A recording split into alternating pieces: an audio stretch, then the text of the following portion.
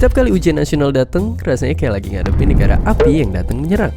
Rasanya dunia udah mau kiamat dan itu bikin kita belajar mati-matian sampai kepala pusing dan berasap. Tapi emang sebenarnya buat apa sih ujian nasional? Dan apakah ujian nasional benar-benar diperlukan?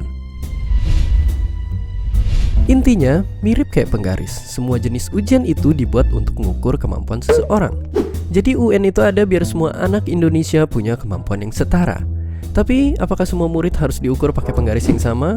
Apakah UN adalah cara terbaik untuk mengukurnya? Dan yang lebih penting, apakah UN perlu ada? Jawabannya pasti bermacam-macam.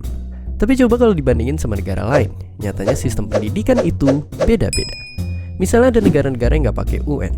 Contohnya kayak Finlandia. Beda sama Indonesia yang musim ujiannya lebih sering daripada musim rambutan. Di sana ujian cuma 1 kali aja buat masuk sekolah tinggi. Itu juga sama kayak Jepang yang ganti UN dengan ujian tes masuk sekolah dan universitas. Atau kayak Jerman yang ngebagi jenjang SMP jadi 5 jenis sekolah biar muridnya bisa belajar sesuai minat dan kemampuannya. Dan tentu aja ngilangin sistem UN ini. Tapi ada gak sih negara yang UN-nya sama kayak kita?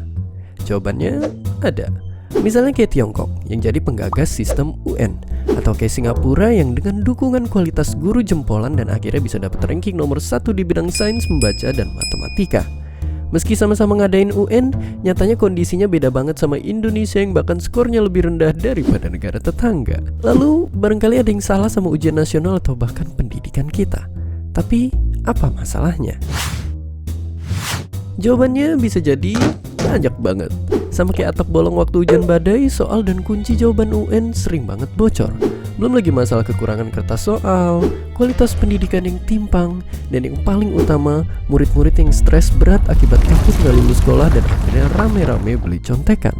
Itu pun belum dihitung sama masalah lain seperti akses pendidikan yang sulit, perbandingan guru murid yang rendah, kualitas pengajar yang belum merata, kurikulum yang berubah-ubah, sampai infrastruktur sarana belajar yang masih belum memadai.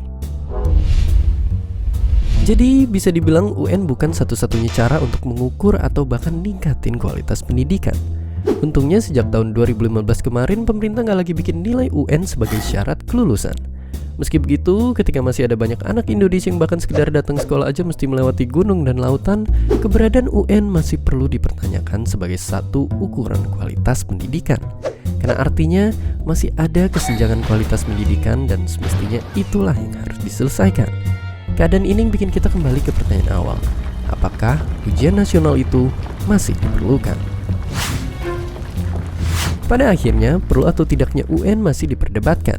Nah, sekarang kalau berandai-andai jadi pemerintah, apa yang akan kalian lakukan? Tapi yang paling mesti diingat, ujian itu bukan sekedar untuk lulus aja. Tapi seperti kata ahli pendidikan ini, yang penting bukan ujiannya, tapi makna di baliknya.